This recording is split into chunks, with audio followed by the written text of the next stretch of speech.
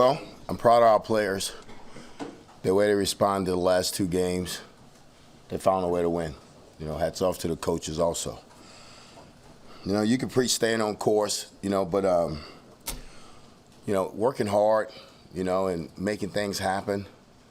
You got to practice that way. You got to practice to make things happen. And telling them today, we got to make sure we're finishing on every play and every drive. And today, at practice, the kids they flew around. They got after it. It's a straight tough Tuesday practice, but we appreciate the way they came out today. We're gonna take a step in another direction because we got to play well in all three phases to win this game. It's an explosive offense, a team. The quarterback's averaging 300 yards a game, and the defense is top 10, top 20 against the rush. I think they're giving up 2.9 yards a rush. But it's a really good football team. It's a mature football team. They've done a really good job. Brahms has done a really good job of keeping his kids in a program. And I think that's part of being successful, is keeping your kids in a program. Questions? What's the biggest step you got to take on the O-line? And I mean, it's kind of the personnel you have at this point, right? Mm-hmm. Or what's your thoughts right now with where you're at? What's got to happen?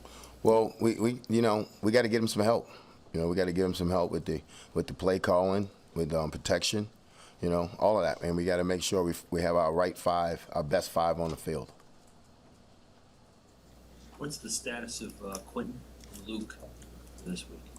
They both look good today, but they'll be day to day. They'll be day to day. How comfortable do you feel with the backup situation there? Those two guys either can't go or they have to leave the game on Saturday. I have no choice but to feel comfortable. Like I said when I was in Jersey, we can't play with 10, so I have to feel comfortable with those guys. I can't not feel comfortable with them, and then they hear what I say in the press, and then they don't go out and play. Because y'all gonna print it. So my kids read this stuff, so I got to make sure that they know that I have confidence in them, and they know I do. They know I have confidence in them because we always say next man up. Tommy Hill moved over from corner to receiver. Kind of what went into that decision, and is that a permanent move now for Tommy Hill? It can be. We think we need to get Tommy on the field. If you see, he struggled at corner. So we wanted to get him on the field, and he was a high school receiver. So we decided just to move him over and see if he can help us.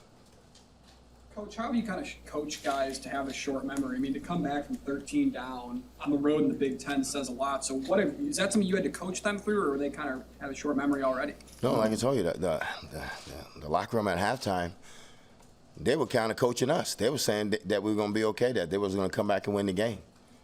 So what we were doing corrections and getting the game plan on the board. They was like, no, Coach, everything's going to be okay. We're going to come back and win the game. So they had a short memory. They know, hey, we played it, we're going to get it to the full quarter, and then we're going to finish. But they did it on their own. One more on Tommy. With Quentin's situation, was there any thought of moving him back for a week, or is that not in the equation at all? No, it's not in the equation. Not this week. Not this week.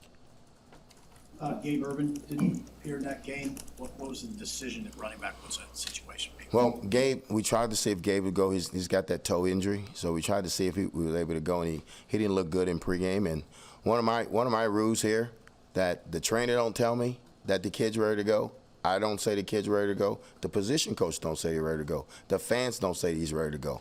That kid tells me when he's ready to go, and he said he wasn't ready to go. And that's the way it's going to be as long as I stand in front of this team.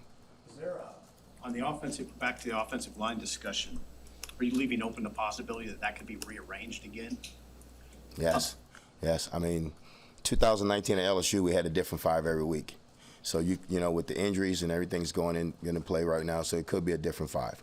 But we're going to get our best five, though. When you look at that offensive line, when you try to hang your hat on something, what would be their strength? I mean, what can this group do to put it all together right? It's really week to week, what we need to do to win the game. If we need them to run block to win the game, they're going to run block. But if we need them to pass block, they would pass block. And they just got to continue to work. But, my thing is I think that they're really good run blockers, but they also can pass block also. You know, we've been getting a lot of blitzes. They've been heating us up a lot the last 2 weeks. So we're going to do a better job this week of ironing out the protection to give them some help. The pass rush kind of showed up there against Rutgers. How important has it been to rotate those guys, keep them fresh up front? We always talk about rotating them early and getting them to the full quarter so they can be fresh. So Doss did a really good job of rotating those guys. I think he played 5 edge rushers, you know, and that's you got to play that. When it's 80 snaps, maybe 60 to 80 snaps in a game, if you can get a kid in for 10 snaps, that speaks volumes. What's the momentum work? You guys win 2 in a row. Now you're going on the road. How do you see that sort of manifest during the week when you have that kind of momentum? Well, like I said, we have a 24-hour rule, so we celebrate it for 24 hours. We come in Sunday and we put it to bed Sunday night, and we get back on Monday. So it's about preparing. You know, I know we all talk about momentum, but if you played this game, there's really no such thing as momentum, because you can have momentum and get your butt whooped. You know, so our job is to come back today and start preparing ourselves to go 1-0 this week. Is there any value in having won 2 in a row, just in terms of the spirit and belief and that sort of thing? You've been here how long? You understand that there's value to it. You understand that they haven't done this since 2018, so you know it's value to it. How well do you know Jeff Brom and kind of how he coaches his football teams? I don't know him personally, but I know he's a really good football coach and he's a really good play caller. He's doing a really good job over at Purdue. Yeah, how have you seen taking these Mondays now and kind of changing the practice schedule? Has it only helped your coaches and your preparation for the next week? But it also maybe helped your players' confidence in knowing that the plan is in place and they don't have to come in Monday morning and figure it out? Well, the number one thing they need to do on Monday is get ready for school. That's the reason we took it off. The coaches are going to game plan. They can game plan on Sunday. They can game plan. The number one reason we took Monday off so they can get their week started with school. Because, you know, remember, we practice in the morning, so they can use Monday to really catch up on homework so when they go into class in the afternoon. But they're really good with it, and I think they really enjoy coming in on Sundays and putting it to bed, and Monday having off where they can get their schoolwork out the way, then come in later for our meetings, player-only meetings.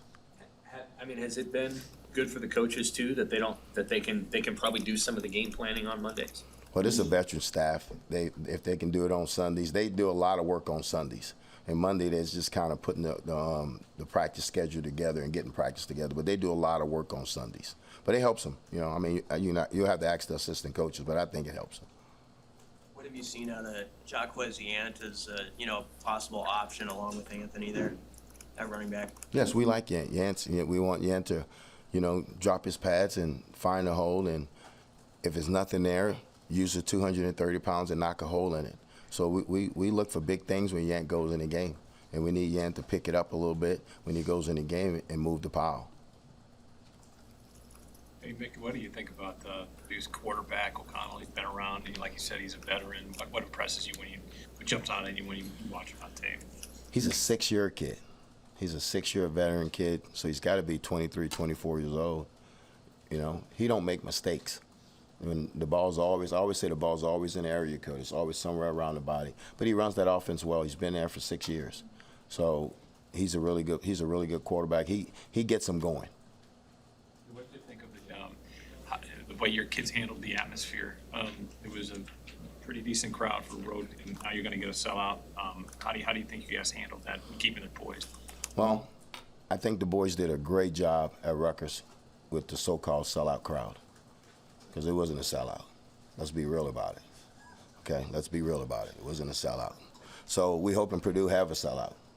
Okay, we hope Purdue has a sellout, because at the end of the day, we embrace playing in a hostile environment. You know, chaos, we embrace that. Controlled chaos, we embrace that. And the kids, that really get their focus. How much do you play up sort of the stakes of the weekend? 2 teams tied for first, win the division, all that. Well, we talked to him about nobody's going to win the West October 15th. So it's the next game up. You know, the job is to go 1-0 this week, but nobody's going to win the West on October 15th. So we're not looking down the line. We're looking at straight at Purdue. So tomorrow practice is the most important thing is Wednesday practice. Mickey, how's Casey health-wise, and what's your level of concern with some of the shots he's taking? Casey's a tough dude. You know, he's going to take shots. I mean, he plays quarterback, and we drop back, and we move the pocket, but he takes shots. You know, I played option quarterback. I took shots, but Casey's a tough guy. You know, he was on the ground. He said it was his left shoulder. I asked him, I said, you throw with your right shoulder, right? I said, okay, get up. And he got up. Casey's tough. Casey's going to be to take those shots and get up. Mickey, after the game, Kevin Warren came up and said some words to you. Just any insight on what you two talked about? Oh, he just said congratulations and, you know, just keep working. He's a good guy. Hey, Mickey, how's Mark Whipple? We saw him, he was on a little surgery scooter over the weekend at Maryland and had a cart kind of taking him on off the field. How's Coach Whipple doing? I mean, has he been limited at all with what he's been able to do day to day? No. Whipple's fine. You know, Whipple's fine. I mean, he's dealing with some things, but it's not getting in the way of him working. You know, he showed up for the game. We had to put him on a cart. I mean, Whipple's been coaching like 40-some years. He should get a cart if he wasn't dealing with something, you know? So Whipple's okay. Whipple's tough. Whipple's probably toughest dude on the staff. You know, nobody don't mess with Whip, so Whip's okay.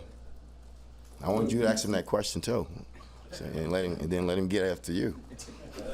Coach, 3 interceptions against Indiana. You had one against Indiana, 3 against Rutgers. What do you think is it about your guys' ability to create turnovers since Coach Bush has taken over? You know, Bush and Fish is doing a really good job with that back end. They really clean up the kids' eyes because you're gonna get more picks in zone coverage, and so they clean up their eyes. They're doing a really good job working together. It kind of reminds me when Bush was with Corey Raymond and LSU, that the kids are breaking on the ball, they trust in what they see, and they're making plays. Kind of going off that, Coach, I mean, it's been since the third quarter against Oklahoma, and you guys have a lot of point in the second half. So, I mean, that was a problem for this team in recent years. So what's been the change, you think, that's guys been more successful just in the third and fourth quarter? Well, we made a change, that defensive coordinator. That's the change. You had a guy enter the portal today, but how have you felt about that, just that wide receiver room as a whole and like where it is? I guess Bonner made the trip, you know, on Friday, and just kind of what's your assessment of that whole group and what's happened? It's still a strong run. It's still a strong run. You know, I mean, Isaiah has that right. You know, he wasn't happy. He wanted to be the #1 guy, and we couldn't do that for him. But Isaiah's a good kid. He's done everything we asked him to do. But that's the reason they have the portal. I mean, coaches leave all the time. Coaches leave all the time. So when the kid leave, you can't sit back and be angry at him. You got to say, hey, if I can help you in any way, let me know. Because that's being real. That's being real, not yelling and screaming at them saying, I want you to stay here. No, if they want to leave, then they have that right to leave. What do you see out of young Bonner just got here? What's his potential? Oh, ceiling is high. Kid's going to be a really good football player. But we're going to put him out there when he's ready. So Omar Manning on crutches on Friday. What's his long-term? He's day to day. You know, he got tackled on an over route and got his ankle caught up in the turf. So he's day to day. We'll see how he is at the end of the week. Coach, back-to-back second half shutouts. Has there been any thought to black shirts again, or is that still No. future? All right. Thank you, Coach. Thanks. Thank you. All right, fellas, y'all have a good day.